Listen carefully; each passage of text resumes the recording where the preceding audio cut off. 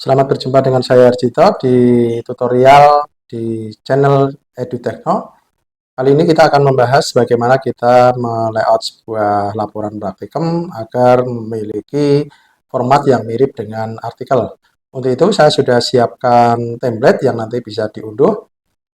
Link template bisa dilihat di deskripsi video. Tentunya langkah pertama kita harus unduh dulu. Kalau sudah berhasil kita unduh, kita menuju ke folder hasil kita mengunduh tadi. Kita bisa mulai dengan membuat sebuah folder baru. Saya akan buat dulu folder baru. Kita sebut saja namanya template. Lalu kita bisa ekstrak file yang kita unduh tadi. Kita ekstrak. Kita masukkan ke folder template agar kita bisa lebih mudah memilih isi filenya, karena nantinya adalah ada banyak file di sini ya. Karena banyak, nanti kita akan bingung sebenarnya di template itu apa saja yang ada atau yang tersedia di dalamnya. Oke, langkah berikutnya kita akan masuk ke aplikasi Share LaTeX. Kita ketik saja di sini sharelatex.com.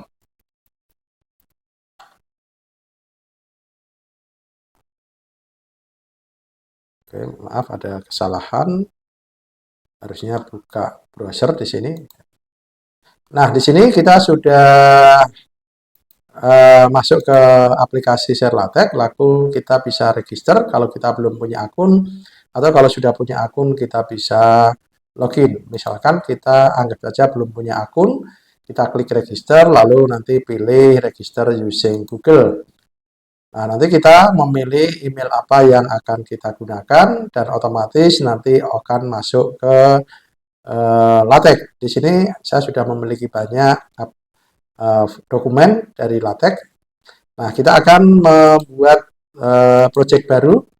Kita sebut saja sebagai laporan praktikum 1. Kita create di sini. Nah, laporan praktikum 1 akan dibuat sebagai blank artikel. Di sini masih kosongan, hanya ada judul dan nama penulis serta tanggal dibuat. Nanti tampilannya seperti ini. Nah, nantinya kita akan upload template kita. Jadi kita upload template kita. Tadi ada di folder template. Di unduhan ada di folder template. Kita cari dulu.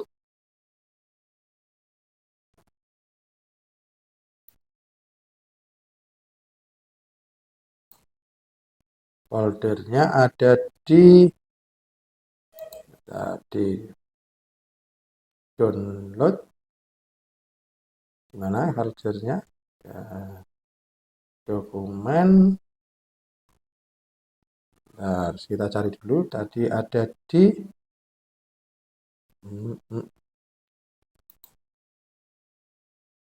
template. Mana ya template? Oh, PGLST. Oke, di sini template. Nah, ini lalu ini adalah semua file kita upload ya. Kita upload saja dulu. Oh, maaf, ini ada beberapa yang folder, jadi tidak bisa kita upload hanya filenya.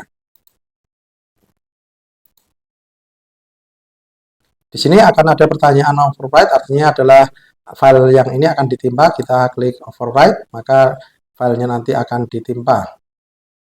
Lalu kita akan membuat dua buah folder sesuai dengan template tadi. Ada folder gambar dan ada folder parsial. Nanti kalau seandainya nama foldernya salah, kita bisa rename. Nah, kita masuk di folder gambar, lalu kita upload gambar yang ada di sana sebagai contoh. Nanti gambarnya boleh diganti. Karena di sini saya hanya contoh saja agar nanti tidak error. Oke, gambarnya sudah kita upload, lalu di bagian parsial juga kita upload. Di sini ada di bagian parsial. Oke. Di sini ada beberapa file yang bisa kita upload. Oke, sudah selesai. Di sini kita lihat di dalam folder parsial ada beberapa file, lalu di folder gambar juga ada beberapa file. Jadi nanti gambar-gambar yang akan kita gunakan akan dimasukkan di folder gambar, sedangkan ini nanti hanya kita ngedit bagian ini. Jadi kita tidak mengubah bagian main ini, tapi kita nanti edit bagian parsial. Lalu kita save, Ctrl S atau compiling, maka nanti di sini akan tampil hasilnya. Oke. Nah, hasilnya di sini kita dijelaskan mengenai bagaimana tata cara menulis artikel. Dan pertama adalah tentunya di bagian judul. Kita perlu mengganti judul ini. Nah, judul itu ada di bagian mana? Judul ada di bagian meta. Kita cari di sini, bagian meta. Nah, judulnya itu ini. Nanti kita bisa ganti judulnya dengan judul yang kita inginkan. Ini nanti judul ini akan masuk di sini, tapi ini ada judul dalam ringkasan. Nanti ada titik-titiknya, nanti akan muncul di bagian sini. Ini judul yang ringkasan akan muncul di header ini. Kemudian ada kata kunci, nanti masuk di sini. Kita tinggal ganti saja kata kuncinya apa, nanti otomatis di sini berubah. Nama penulis 1, nama penulis 2, penulis 3, dan seterusnya. Nanti kita tinggal masukkan. Kalau misalnya nama penulisnya hanya ada 4, ya berarti cukup sampai nomor 4 saja yang diisi. Kalau 5 ya berarti sampai 5. Ini untuk meta. Lalu berikutnya ada bagian abstrak. Nah, di bagian abstrak di sini ada penjelasannya. Nantinya penjelasan ini tinggal kita nonaktifkan. Untuk menonaktifkan di sini sudah ada petunjuknya, yaitu tekan Ctrl plus. Nah, kalau kita tekan bukan Ctrl plus tapi Ctrl slash ini ya. Nanti menjadi abu-abu seperti ini, dan untuk mengaktifkan kembali tinggal diulangi Ctrl slash. Jadi nanti abstrak kita taruh di sini, abstrak yang baru di sini, kita tuliskan di sini, abstrak kita tulis di sini. Lalu bagian yang ini kita nonaktifkan, maka nanti ketika kita simpan, abstraknya akan berubah. Sebaiknya ini jangan dihapus karena ini menjadi panduan kita apa yang harus kita tulis di bagian abstrak. Jadi di sini nanti abstraknya otomatis berubah. Demikian juga dengan kata kunci, nanti kata kunci yang ada di meta nanti akan mengubah otomatis di sini. Lalu bagaimana di bagian pendahuluan? Untuk mengubah pendahuluan kita tinggal cari di sini. Pendahuluan nanti akan ada 3 bagian, yaitu latar belakang, lalu alternatif solusi, dan permasalahan. Nah, kita mulai dari latar belakang dulu. Nah, di latar belakang, ini adalah petunjuknya, nanti tinggal kita isikan di sini. Lalu petunjuknya kita nonaktifkan, tidak perlu dihapus. Maka nanti latar belakangnya di sini akan berubah sesuai dengan apa yang kita tulis. Nah, di sini dicontohkan juga bagaimana kalau kita menulis persamaan reaksi atau rumus kimia, rumus matematika. Nanti kita bisa menuliskan di dalam blok equation di sini.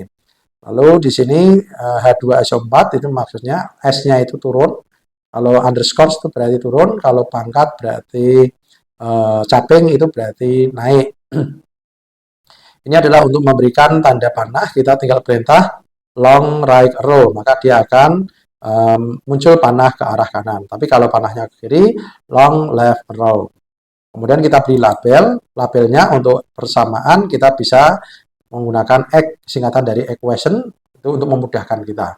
X1, X2, X3, dan seterusnya. Dan ini harus dirujuk di dalam paragraf di sini ya. Ini ada paragraf yang merujuk persamaan ini.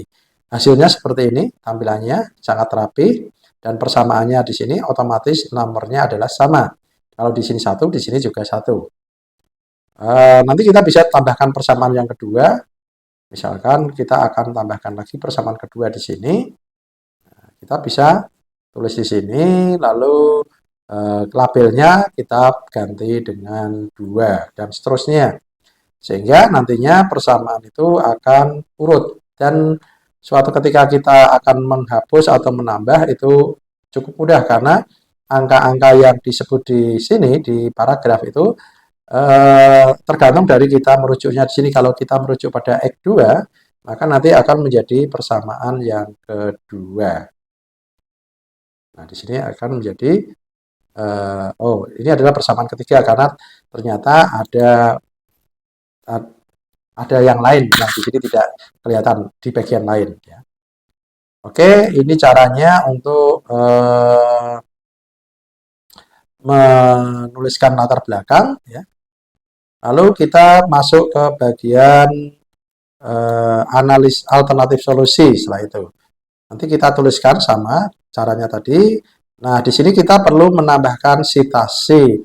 Nah, untuk menambahkan sitasi nanti ada 2 cara, yaitu adalah yang pertama adalah sitasi itu di luar kalimat, artinya nanti nama penulis dan tahun akan berada di luar kalau misalnya menggunakan style yang nama tahun ya. Tapi kalau model yang kedua nanti namanya akan keluar yang di dalam kurung hanya tahun. Jadi secara otomatis formatnya seperti itu. Jadi tidak perlu diedit, namanya dikeluarkan dan seterusnya. Lalu kita setelah itu di alternatif solusi, lalu langkah berikutnya adalah di permasalahan. Kita tinggal cari di sini permasalahan dan tujuan, nanti ditulis di sini, ikuti panduan ini apa yang harus ditulis. Nanti otomatis masuk di bagian yang ketiga dan ini nanti kita tinggal nonaktifkan dengan cara ditekan Ctrl slash ya. Oke. Setelah itu nanti kita melangkah ke bagian berikutnya adalah alat dan bahan. Dimulai dengan alat dulu boleh, bahan dulu boleh kita nulisnya karena di sini otomatis nanti urutannya sudah seperti itu. Jadi otomatis urutannya seperti ini, walaupun kita mengerjakannya bahan dulu atau alat dulu atau simpulan dulu, tidak ada masalah. Mana dulu yang mau dikerjakan, nanti otomatis akan berubah.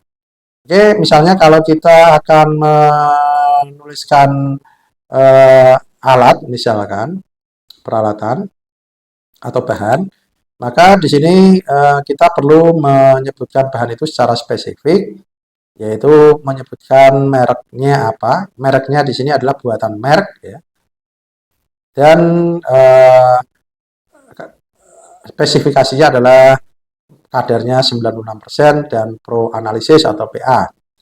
Demikian juga dengan peralatan juga nantinya disebutkan secara spesifik menggunakan alat apa, merek dari mana, kemudian kapasitasnya berapa, lalu galatnya atau tingkat kesalahannya itu berapa. Nanti ditulis seperti ini. Ini maksudnya adalah kurang lebih. Ya, nanti akan muncul sebagai tanda kurang lebih.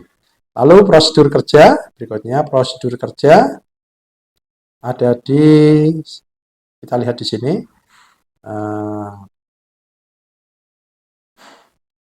cara kerja di sini ya.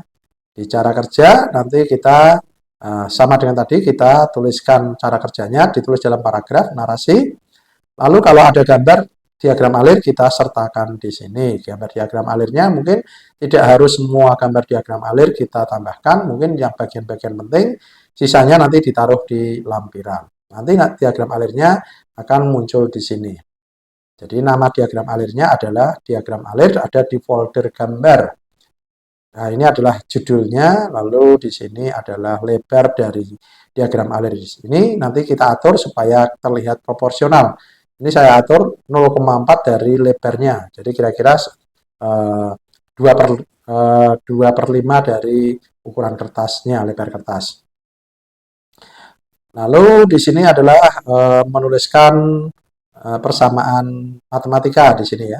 Persamaan matematika sama dengan menulis rumus kimia pakai equation. Nanti ini contohnya adalah integral dari 0 sampai tak hingga pecahan dengan pembilang sekian, penyebut sekian. Ini hasilnya.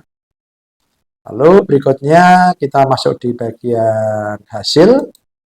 Di bagian hasil nantinya kita perlu membuat narasi paragraf ya. Lalu kita buat tabel. Jadi contohnya kalau kita membuat tabel, di sini adalah tabel 3 kolom, yaitu kolom 1 rata kiri, kolom 2 berupa paragraf, kolom 3 adalah rata kanan, dan ada 4 kolom, dan kolom terakhir adalah rata tengah. Jadi L itu rata kiri, R rata kanan, C itu rata tengah, P itu paragraf. Nah, kalau paragraf kita bisa tambahkan lebarnya berapa. Jadinya seperti ini. Ini kolom 1 sebagai header dan seterusnya. Ini sebagai garis datar. Nanti garis datarnya ada 3, 1, 2, dan 3. Hasilnya seperti ini. Lalu kita juga bisa menambahkan diagram atau garis atau grafik yang sudah kita upload di folder gambar. Nanti akan tampil seperti ini. Tidak usah dirisaukan tampilnya di mana, pokoknya kita hanya nulis saja. Ini sudah dibuat mengikuti standar. Jadi tidak perlu dipikirkan loh kok gambarnya di sana, tabelnya di sana, itu biarkan saja. Kita hanya fokus pada menulis. Lalu berikutnya adalah di pembahasan. Nanti kita masuk pada bagian pembahasan di sini. Nanti tinggal kita tuliskan narasinya seperti apa dan seterusnya. Dan kemudian yang terakhir adalah di simpulan. Nah, di simpulannya juga nanti sama, dituliskan dalam narasi. Lalu yang terakhir adalah daftar pustaka. Nah, untuk daftar pustaka nantinya akan dimasukkan dulu ke sini dalam format BIP. Misalkan kita mulai dengan mencari daftar pustakanya itu di Google Scholar misalnya. Di Google Scholar sebagai acuannya. Nanti kita bisa cari misalnya laju reaksi ya. Kita cari dulu di sini. Nah, misalnya ini adalah yang akan kita gunakan, lalu kita klik kutip, lalu kita pilih bibtek, lalu tinggal kita blok semuanya, lalu copy, Ctrl C, lalu kita kopas di sini, terserah di mana saja, tidak harus urut, intinya dimasukkan saja di sini, gitu ya. Maka nanti ketika kita mau merujuk, di sini adalah Herawati. Misalkan kita mau merujuk di